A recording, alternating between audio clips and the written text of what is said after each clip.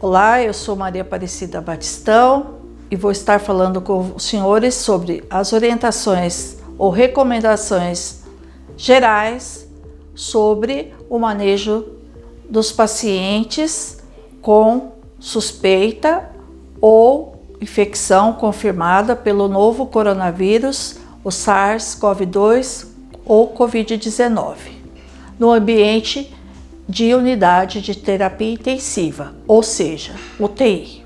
Em relação às recomendações referente à estrutura física, preferencialmente a indicação é internar esse paciente suspeito ou principalmente confirmado com Covid-19 em uma unidade de isolamento respiratório com pressão negativa e filtro EPA. Nós sabemos que isso não é uma realidade que permeia pelo nosso país. Então, na ausência dessa unidade, a recomendação é colocar o paciente em um quarto com portas fechadas, com janelas abertas e restringir o número de profissionais de saúde que prestam assistência a esses pacientes. Na ausência de boxes fechados, recomenda-se delimitar fisicamente, por exemplo, com sinalização no chão, a área de entrada dos boxes ou a área de corte para os Covid-19, caso a UTI não seja exclusiva para o atendimento de pacientes com Covid-19.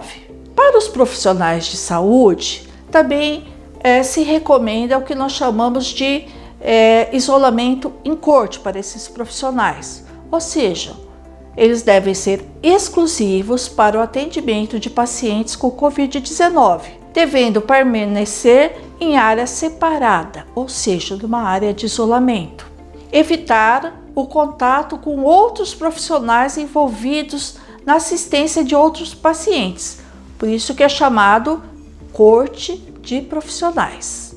Os profissionais que permanecerem na área de isolamento para a Covid-19 devem retirar a roupa pessoal no início das atividades diárias e usar apenas roupas privativas que devem ser disponibilizadas pela instituição conforme a nota técnica da Anvisa de 2020, na sua última atualização em 31 de março de 2020. Em relação ao equipamento de proteção individual, a recomendação é que ele deve se usar conforme o tipo de assistência a ser prestada a esse paciente. Atentar-se: paramentação e desparamentação seguras do EPI, higiene das mãos com água e sabonete líquido ou preparação alcoólica 70%, principalmente durante a desparamentação, por ser o momento de maior risco de contaminação do profissional de saúde. Relação à recomendação mecânica, é indicar ventilação mecânica invasiva precocemente. Novamente, isso foi a última atualização em 31 de março e isso pode mudar a qualquer momento. Até 31 de março estava contraindicado o uso da ventilação não invasiva. Os ventiladores microprocessados, alguns, não são todos, têm filtros respiratórios tipo N99 ou N100 com grande poder de filtragem dos aerosóis. Porém, se o equipamento não dispuser desta tecnologia, adaptando um filtro respiratório adequado, do tipo EPA. Checar se esses filtros expiratórios em uso e, caso não estejam adequados, substituí-los novamente por um filtro EPA, HMEF ou HME. Algumas marcas, vocês vão ver no descritivo, quando forem adquirir esses tipos de filtros, que eles filtram vírus, e outros, como esses específicos que nós citamos, eles filtram o quê? Bactérias e vírus. Atenção! O prazo de troca destes filtros deve-se seguir a recomendações do fabricante e de acordo com o protocolo definido pela Comissão de Controle de Infecção Hospitalar do seu serviço de saúde. No procedimento de intubação orotraqueal, fundamental que esse material para intubação orotraqueal esteja ou seja preparado fora do ambiente do quarto do paciente, do box do paciente ou da área de isolamento, da área de corte onde esse paciente estiver. A equipe de intubação deve se limitar ao menor número de pessoas possível. Então, preferencialmente, nós sugerimos que se limite ao fisioterapeuta e ao médico que vai realizar o procedimento, que é exclusivo, é um ato médico. E o enfermeiro ou o circulante fica do lado de fora, um técnico de enfermagem, mas preferencialmente nesse procedimento também indicamos que seja, por ser um procedimento considerado de alta complexidade, que o enfermeiro esteja presente. Durante a intubação, como citamos, então um outro profissional poderá permanecer do lado de fora do isolamento, do quarto do paciente, do box, dessa área de corte, para atender às solicitações da equipe interna. Fundamental, antes da intubação, o que nós vamos realizar?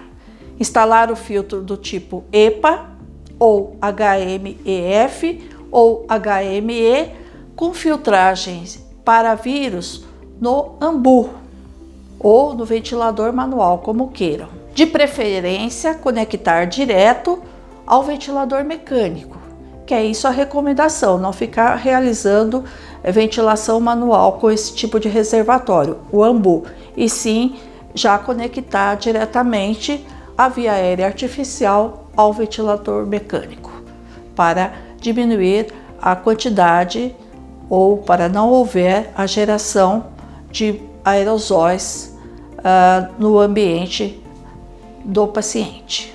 O conjunto de laringoscópio utilizado na intubação orotraqueal deverá ser encaminhado para limpeza e desinfecção habitual, de acordo com seu protocolo de serviço de saúde e preconizado pela Comissão de Controle de Infecção Hospitalar. Referente ao sistema de aspiração, se o hospital tiver condições, a opção primeira sempre é instalar um sistema fechado de aspiração, comumente chamado de traquecare, em todos os pacientes. Nós sabemos novamente que isso não é uma realidade, principalmente no momento desta pandemia, em que a escassez de recursos, inclusive financeiros, podem ocorrer.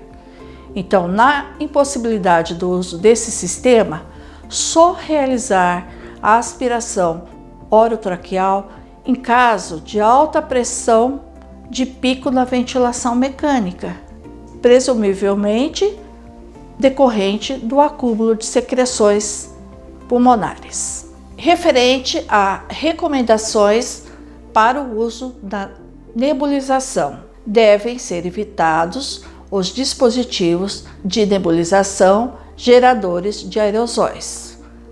Quando for necessário usar medicação broncodilatadora em puff, administrado por dispositivo que acompanha o traquecare ou uma aerocâmara retrátil, preferencialmente porque nós sabemos que os recursos também são finitos.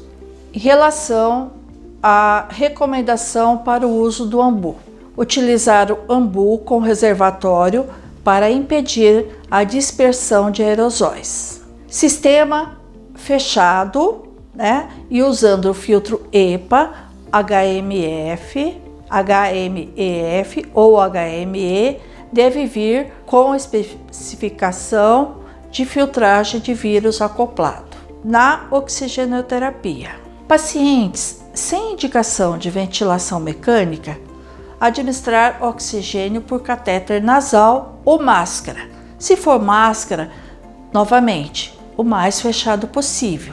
A justificativa é o risco aumentado de dispersão de aerosóis. A recomendação da troca de traquecare e filtro HME Esse filtro HME é aquele que vai no ramo inspiratório. Então, o pinçamento do tubo orotraqueal deverá ser feito com uma pinça apropriada antes da desconexão para a troca do sistema TracheCare ou o filtro HME. Quando no momento que eu vou também fazer a desconexão do ambu, eu devo realizar esse pinçamento, ou quando eu vou trocar de ventilador. Por exemplo, se eu vou transportar o paciente para realizar uma tomografia computadorizada de tórax, que comumente é indicada para os pacientes suspeitos ou Covid-19 confirmados. Então, nesse momento que eu vou mudar de um ventilador mecânico para o de transporte, eu tenho que também fazer o pinçamento do tubo orotraqueal. Se eu não tiver essa pinça no momento, o que eu posso utilizar?